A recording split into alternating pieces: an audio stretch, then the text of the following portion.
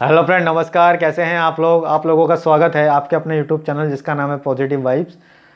तो फ्रेंड, आज का टॉपिक जान लेते हैं। आज मैं आपके लिए एक इम्पॉर्टेंट टॉपिक पे वीडियो लेकर के आया हूँ। तो फ्रेंड, आज का हमारा टॉपिक रहने वाला है कि एक जो डायलिसिस पेशेंट है उसको क्या क्या सावधानी बरतनी चाहिए अपनी डाइट में, और उसको जो अपने हार्मोन्स हैं कौन कौन से वो बैलेंस करके रखने चाहिए। जो जो उसकी बॉडी के मिनरल्स होते हैं क्या क्या हैं जो उसको बैलेंस करके रखना चाहिए। अगर वो बढ़ जाएंगे तो उसको प्रॉब्लम हो सकती हैं, उसको कॉम्प्लिकेशंस हो सकते हैं और ऐसे में उसकी डेथ भी हो सकती है।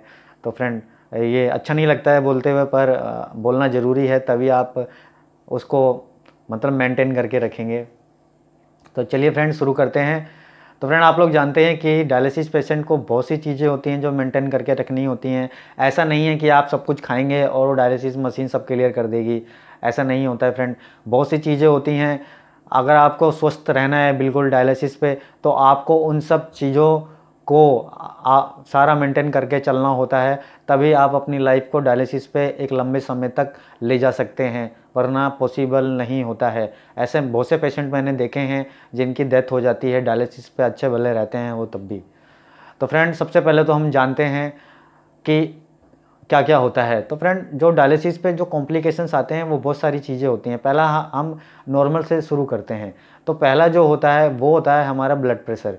फ्रेंड, अगर हमारा ब्लड प्रेशर बराबर हाई रह रहा है डायलिसिस कराने के बाद भी और डायलिसिस से पहले भी, तो फ्रेंड हमको हमारे जो बीपी को ना कंट्रोल में लाना पड़ेगा। हमको हमारे बीपी को इतना लाना पड़ेगा, 140 के आसपास लाना पड़ेगा।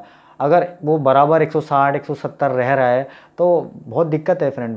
वो हमारे माइंड को भी डिस्टर्ब कर रहा है, वो हमारे लीवर को भी डिस्टर्ब कर रहा है, वो हमारी आंखों को भी डिस्टर्ब कर रहा है, वो हमारे हर बॉडी पार्ट को डिस्टर्ब कर रहा है। इससे हमारे कान में इन्फेक्शन होने लग जाएगा, हम बहरे हो सकते हैं, हमारी आंखों की रोशनी जा सकती है और हमारा लीवर भी फेलियर हो सकता है, हम किसी इन्फेक्शन के शिकार हो सकते हैं। इसलिए बीपी को कंट्रोल करना बहुत ज़रूरी है। अब बात करते हैं बीपी को कंट्रोल करेंगे कैसे। तो फ्रेंड, आपका जब केएफटी होता है तो उसमें सोडियम की मात्रा दी होती है, तो आपको अपना सोडियम जो होता है वो मेंटेन करके रखना है। अगर आपका नमक ज़्यादा खा रहे हैं आप, तो नमक को कम कम करिए। अगर आप ओवर प्रोटीन खा रहे हैं, अगर आप जैसे हम लोग डॉक्टर हमको 5 प्रोटीन बताता है खाने को, लेकिन कभी कभी क्या होता है जैसे हम अंडरवेट हैं। मान लो एक पेशेंट की बात करते हैं, मान लो वो 40 किलो का है, अब वो 200 ग्राम पनीर खा रहा है या 200 ग्राम चिकन खा रहा है, तो वो उसको बीपी को हाई करके रखेगा। क्योंकि इतना अगर वो प्रोटीन ले रहा है तो वो इतना प्रोटीन उसकी बॉडी के अंदर कितना अमोनिया बनाएगा और कितना सारा क्रिएटिनिन प्रोड्यूस करेगा। ऐसे में उसका जो बीपी है ना वो कंट्रोल में आएगा ही नहीं, वो हाई ही रहेगा, बराबर हाई रहेगा। तो उसको क्या करना है कि अपने वेट के हिसाब से प्रोटीन खाना है। 40 ग्राम पनीर लेना है उसको, अपने अपने सिर्फ 40 ग्राम पनीर। डायलिसिस करा के आया, 40 ग्राम पनीर खा लिया, बहुत है। उसके बाद उसको कार्बोहाइड्रेट्स लेने हैं। कार्बोहाइड्रेट्स में भी वो कार्बोहाइड्रेट लेने हैं जो उसकी बॉडी के और भी जो भी मिनरल्स होते हैं उनको ना बढ़ाए।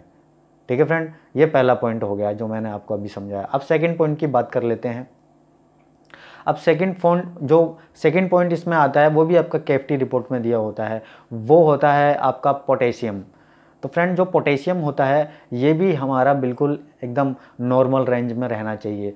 अगर हाई हो जाता है तो भी दिक्कत है, लो हो जाता है तो भी दिक्कत है। अगर हाई हो जाएगा तो आपकी हार्ट बीट को बढ़ा देगा, आपकी सांस उखाड़ देगा, आपकी सांस फूलने लग जाएगी, है ना। अगर लो हो जाएगा तो भी दिक्कत है, आपका हार्ट एकदम स्लो हो जाएगा, आपका हार्ट फेलियर होने का चांस हो जाएंगे, आपका हार्ट एकदम से कोलैप्स हो सकता है। क्योंकि पोटेशियम हार्ट को चलाने के लिए बहुत इंपॉर्टेंट होता है। हमारे जो हार्ट की जो गति होती है ऐसे ऐसे ऐसे ऐसे करता है, वो पोटेशियम की वजह से ही करता है। अगर पोटेशियम बहुत ज़्यादा लो हो जाएगा तब भी प्रॉब्लम्स हो सकती हैं। तो आपको अपना केएफटी हर बार कराते रहना है, और अपना पोटेशियम अगर आपका हाई हो रहा है तो आपको पोटेशियम अपने नेफ्रोलॉजिस्ट डॉक्टर या जो अपना आपका जो डायलिसिस पे जो डॉक्टर होता है, डायलिसिस वाला डॉक्टर, उसको दिखा लेना है अपनी रिपोर्ट। अगर पोटेशियम बढ़ा होगा तो वो बता देगा कितना बढ़ा होगा, उसके हिसाब से वो आपका पोटेशियम फ्री डायलिसिस पे लगवा देगा और आपका पोटेशियम नॉर्मल रेंज में आ जाएगा। और आपको कोशिश करनी है कि आप पोटेशियम वाले चीज़ें ना खाएं, जैसे संतरे ना खाएं, नींबू ना खाएं, खटाई ना खाएं, अचार ना खाएं। आलू भी खा रहे हैं तो आलू को पहले धो लें, फिर उसको काटें, छोटा छोटा पीस में काट के उसको पानी में छोड़ दें 1 घंटे के लिए। उसमें से पोटेशियम थोड़ा मोड़ा जितना भी होगा बाहर आ जाएगा, थोड़ा मोड़ा रह भी जाएगा तो कोई दिक्कत नहीं है, वो पकते टाइम उड़ जाएगा, ख़त्म हो जाएगा।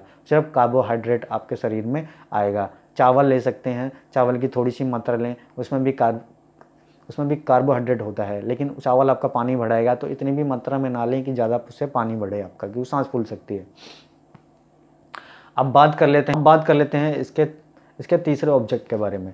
अब जो तीसरा इसका ऑब्जेक्ट आता है वो आपका होता है आपकी जो थायराइड ग्रंथि होती है, आपका जो हमको जिसका डॉक्टर पीटीएच टेस्ट करवाता है। पीटीएच सुना होगा आपने। अगर आपका पीटीएच ज़्यादा बढ़ जाता है तो भी आपको दिक्कत आने लग जाएगी।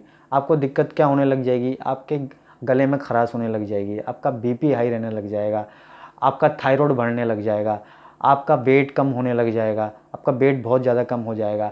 आपका उसको कंट्रोल करने के लिए आपको आपका जो अपना कैल्शियम है वो मेंटेन करके रखना पड़ेगा, क्योंकि उसमें कैल्शियम बहुत जल्दी मतलब ब्लड में से कैल्शियम का ह्रास होने लग जाता है, तो आपको कैल्शियम आपका मेंटेन करके रखना पड़ता है। कैल्शियम आप बराबर लेते रहें, उसमें बिल्कुल भी ढिलाई ना दें। अपनी रिपोर्ट करवाएं कैल्शियम की और अपना पीटीएच पहले देख लें। अगर पीटीएच ज़्यादा बढ़ा है तो उसकी टेबलेट लें, उसकी टेबलेट पीटीएच 30 आती है वो लें, और कितने दिन तक लेनी है वो अपने नेफ्रोलॉजिस्ट से कंसल्ट करें, बहुत ज़रूरी है। वरना आपका जब पीटीएच ज़्यादा बढ़ जाएगा तो आपका ऑपरेशन करके ये जो होता है ना, ये निकालना पड़ता है, यही होती है आपकी थायराइड ग्रंथि, इसी से पीटीएच बढ़ता है, इसको निकालना पड़ेगा। फिर आपको कोई चीज़ ना तो लीलने में दिक्कत होगी और कुछ चीज़ स्वाद भी नहीं लगेगी और दिक्कत बहुत ज़्यादा होने लग जाएगी आपको। अब जो चौथा इसका जो आपका ऑब्जेक्ट होता है उसकी बात कर लेते हैं, वो होता है आपका फॉस्फोरस। तो फ्रेंड जो आपका फॉस्फोरस होता है वो भी बहुत ज़्यादा हार्श करता है किडनी फेलियर पेशेंट को, और डायलिसिस पे वो निकलता भी नहीं है, उसके लिए आपको टेबलेट लेनी पड़ती है। अब बात कर लेते हैं ये बढ़ता कैसे है। तो फ्रेंड जो भी हम अनाज वाली चीज़ें खाते हैं उसमें फॉस्फोरस होता है। जैसे हमने गेहूं की रोटी खाते हैं, अगर हम ज़्यादा रोटी खाएंगे तो हमारा फॉस्फोरस बहुत बढ़ेगा। फॉस्फोरस बढ़ने से हमको कब्ज बहुत ज़्यादा बनेगा, हमारे पेट में दिक्कत रहने लग जाएगी, है ना, और भी कॉम्प्लिकेशंस होने लग जाएंगे हमको, जैसे कि आपकी एड़ियों में दर्द होने लग जाएगी। अगर आपकी एड़ियों में दर्द हो रहा है तो वो आपका फॉस्फोरस बढ़ने की निशानी होती है। आपका पेट अच्छे से साफ़ नहीं हो रहा है तो भी वो आपका फॉस्फोरस बढ़ने की निशानी होती है। तो आप ऐसे में क्या करें, अपने डॉक्टर को दिखाएं और फॉस्फोरस को कम करने की टेबलेट आती हैं, वो आप टेबलेट लें। उस टेबलेट का नाम होता है फॉस्कट 800 mg, तो आप वो टेबलेट भी ले सकते हैं। इससे आपका क्या होगा, फॉस्फोरस कम रहेगा और आप बिल्कुल डायलिसिस पे अच्छे से मेंटेन करके रख पाएंगे अपनी बॉडी को, और ज़्यादा समय तक अपनी लाइफ जी पाएंगे। और भी फ्रेंड इसमें कॉम्प्लिकेशंस होते हैं, जैसे कि आपका हीमोग्लोबिन।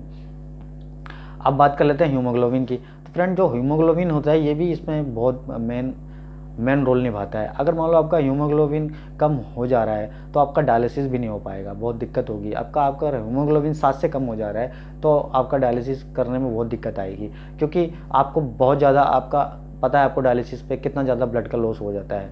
और वैसे ही फिर आपको वीकनेस होने लग जाएगी, आप चल भी नहीं पाएंगे, आप खड़े भी नहीं हो पाएंगे, आपको चक्कर आएंगे, है ना, आप कोई काम नहीं कर पाएंगे, आपका कहीं मन नहीं लगेगा, सुस्ती सी रहेगी शरीर में, एनर्जी नहीं रहेगी। तो आपको अपना हीमोग्लोबिन मेंटेन करके रखना है।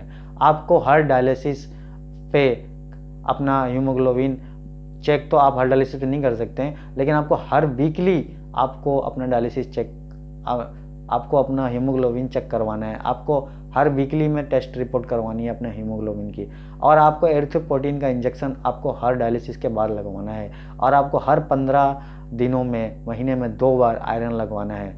अगर आप आयरन नहीं लगवा रहे हैं तो आप आयरन की टेबलेट भी ले सकते हैं, क्योंकि आप आयरन की डाइट तो ले नहीं सकते हैं, इसलिए आप आयरन की टेबलेट लें, यानी तो हर 15 दिन में एक आयरन लगवाएं 100 mg का, 5 ml का। तो इससे आपका क्या होगा कि आपका हीमोग्लोबिन अच्छा बना रहेगा और आपको ब्लड चढ़ाने की नौबत नहीं आएगी, क्योंकि बार बार ब्लड चढ़ाने से भी कॉम्प्लिकेशन हो जाते हैं। तो फ्रेंड ये ज़रूरी कुछ टिप्स थी। आपको अगर ये टिप्स अच्छी लगी हो तो प्लीज़ मुझे बताएं, कमेंट करें, और वीडियो को फ्रेंड लाइक ज़रूर करें। और आपका जो लाइक होता है ना, वो हमको बहुत ज़्यादा प्रोत्साहित करता है ऐसी वीडियोस लाने के लिए। और आप सबको अगर कुछ भी प्रॉब्लम होता है तो आप मुझे कमेंट करें, मैं आपको उसको उसका कमेंट में रिप्लाई ज़रूर दूंगा फ्रेंड। और अभी रात के फ्रेंड 3 बज रहे हैं और मैं आप लोगों के लिए वीडियो बना रहा हूँ और मुझे बहुत तेज़ नींद आ रही है, इसलिए बार बार मैं अटक रहा हूँ। तो फ्रेंड कुछ भी दिक्कत हो तो उसके लिए मुझे माफ़ करना फ्रेंड। और प्लीज़ चैनल को सब्सक्राइब करें, वीडियो को लाइक करें और वीडियो को शेयर करें।